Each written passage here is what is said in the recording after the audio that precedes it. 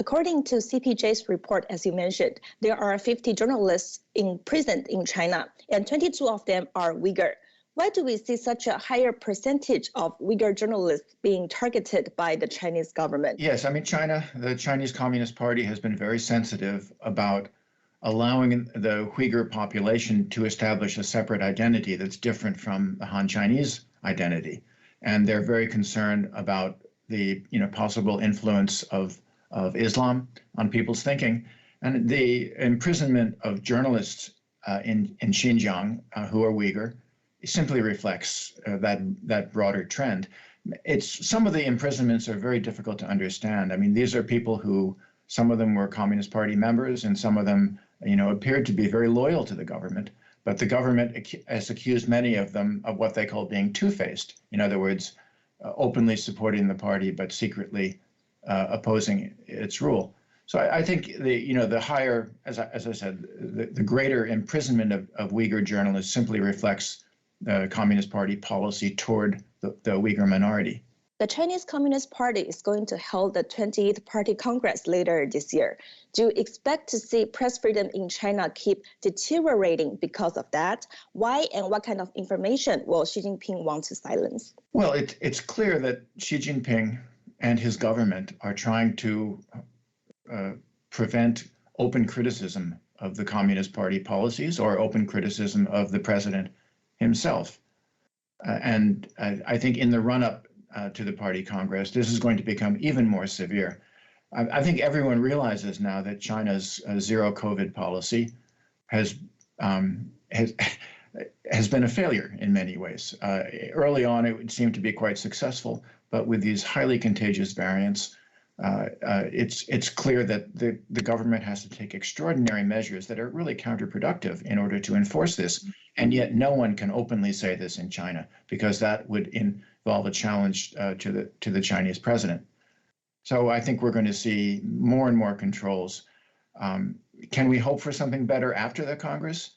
It's very difficult to envision this. It's been a hallmark of Xi Jinping's regime and his rule that information controls have become tighter and tighter over time. What do you think are the reasons Beijing ramped up efforts cracking down tech and financial influencers recently? I think what we've seen in China is that the government wants to attack any independent source of authority or power, and this includes the leaders of the tech companies.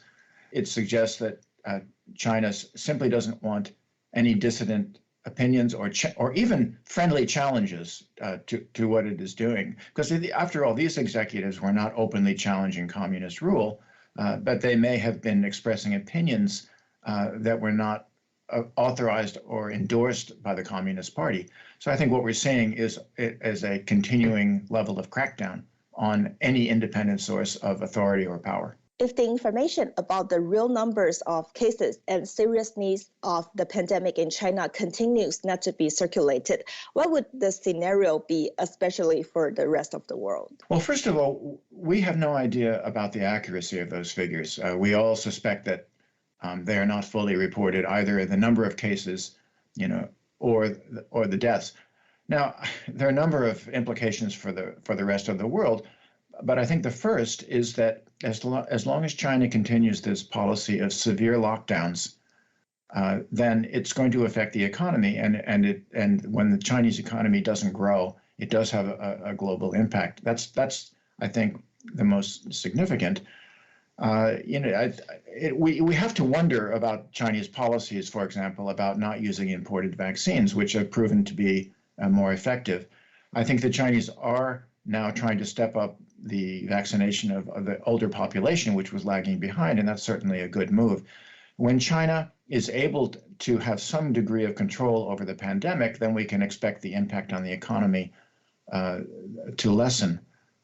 But this seems to be politically difficult because people cannot openly criticize the zero COVID policy, since this is so associated with President Xi Jinping. And of course, the formal press is not able to report these views. How about China's propaganda? Let's take Russia's invasion in Ukraine as example. How widely circulated are they, and what are the impacts both domestically and internationally? Well, I think the Chinese propaganda effort at home, it appears to be quite successful. Of course, we don't know for sure because we're not able to conduct, open polling in China. But we do see signs that the Chinese have jumped on this nationalist bandwagon to support the government view.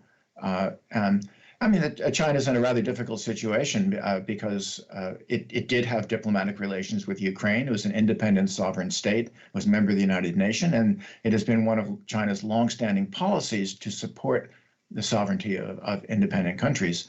And I think that their public position on this is rather strained. But we do see the Chinese Communist Party encouraging these strong nationalist feelings at home. And as far as we know, this has been fairly successful.